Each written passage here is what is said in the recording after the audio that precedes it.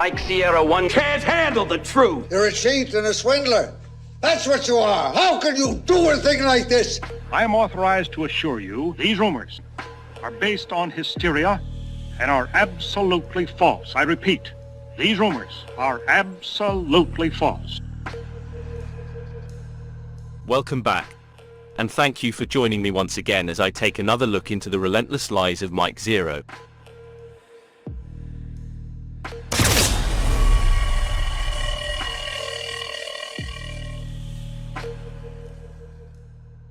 Well, it was only a matter of time before Zeroh had another load of clickbait freebies dropped into his lap, after the Snow White trailer dropped at D23, and he hasn't wasted any time jumping onto this bandwagon once again.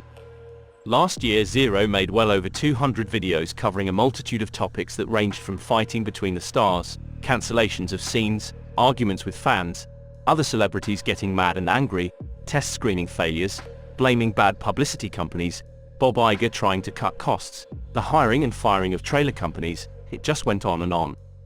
And now he is going to do that all over again, using the same people in the same situations that he put in previous videos. The thing is, it was bad information to begin with, and now Zeroh will be rubbing his hands together at the prospect of being paid yet again for the same content. One major development has to do with the opening scene for Snow White.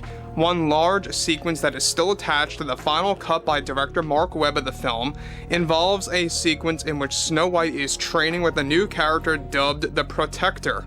This character is said to be wearing some kind of medieval-like mask, training Snow White where they are both fighting with sticks that emulate battles with swords.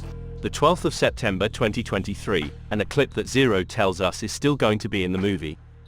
This takes place right at the start of the film, with Snow White fighting a character called the Protector. As with most characters that Zeroh talks about, they have names that are placeholders, like the stranger in the Acolyte was known to Zeroh as the Mixer. This was well before the show was actually aired, which proves once again that he has no ability to source the truth about plot, or any characters that will appear in the TV show or film. One scene in particular that was thrown in the trash and locked up in the vault forever now involved Zegler's version of Snow White training against a new character called the Master, teaching of course Snow White how to fight in front of her father's kingdom. Now the scene was reportedly an 11-minute opening scene that covers the basics of how Snow White is this fighter, so to speak, and the entire opening scene cost Disney a whopping, get this, $11 million after getting refilmed 3 times over with 3 failed test screenings. That video was posted on the 13th of August 2024, and as you just heard, the character is now called the Master. But why even bother to give a character a name if the section that was filmed has now been removed? It doesn't matter what the character is called if the entire set piece has been thrown in the bin. I cannot emphasize enough how often this happens in Zeroh's videos, and what makes matters worse is he won't tell you about something, and it stay in the production. Everything he talks about always gets removed. Zeroh hasn't spoken about the Snow White remake since around November or December of 2023, when it was announced that Snow White was getting pushed back for release in March 2025. But as soon as the trailer dropped, well, wouldn't you know it, the right kind of Zeroh news starts to flood back in again for Snow White, the right kind of news that makes people angry, the cornerstone, the very essence of his channel. How lucky can you be? For another great example of scene deletion has to do with Henry Cavill, who made a brilliant cameo in Deadpool and Wolverine as a Wolverine variant.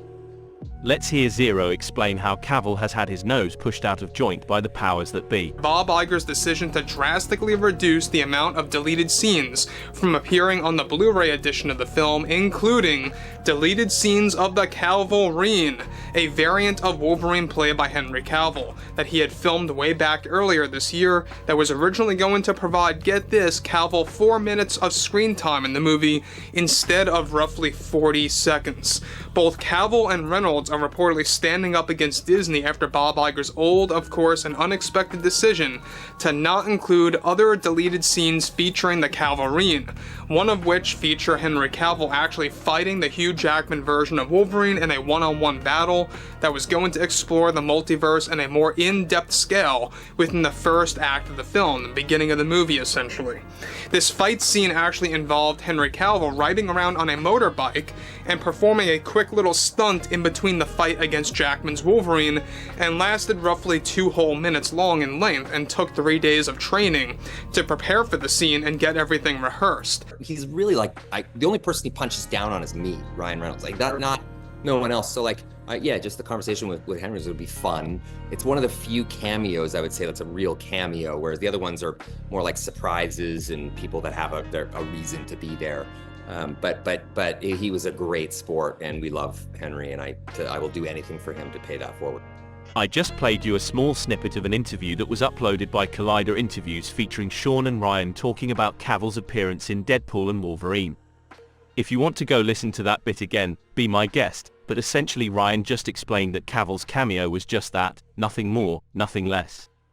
The other characters that made an appearance were more involved because they were part of the bigger picture, or as Ryan put it, just surprises. Cavill was just a straight-up cameo. But once again, Zeroh pulls a half-baked story out of his arse for content, or more importantly fake drama. The scenes that were supposed to have been shot didn't get into the film, and they won't make the Blu-ray or DVD either, because it was all fake news. You don't have to take my word for it, just Ryan's. There was set to be some kind of Darth Plagueis cameo in the series that has since been removed by Kathleen Kennedy and completely erased and replaced with something entirely different that Kennedy and Leslie are working on that is said to be more expensive to film and create. Now, let me just pause here for a second. This is not surprising at all. It doesn't faze me in the slightest that Kathleen Kennedy would cut something so awesome and something so eye-opening as this. A year ago, someone posted on Reddit that Plagueis could well be the big bad in the Acolyte, and with the rumor or speculation running around, Zeroh must have decided that some character assassination was required to really get the fans' blood boiling. So what did he do? Well, that was to come up with a story that framed Leslie and Kathleen in a bad light for doing something totally outrageous, that goes against George Lucas's philosophy. He clearly states that Kennedy removed Plagueis from the show, not that she was thinking about doing it, but that she actually did do it. And then Zeroh swoops in and tells everyone that he isn't surprised by her actions. It's confirmation bias. He's upset, so you all need to be upset too. That video is a year old as well, and he never made a video to say the Plagueis was somehow reinstated, or that he would even be in the show even as a quick cameo, only that he was removed from the Acolyte, and once again Zeroh's foresight let him down yet again. Even though this is actually a reverse of his normal antic, this time he almost got it right, only to have it snatched away for the sake of some rage baiting instead. Well, that's all I have for today, so until the next time, take care and I'll see you soon. So maybe come up from your mom's basement, okay? And get a real life, you nerd. You basic!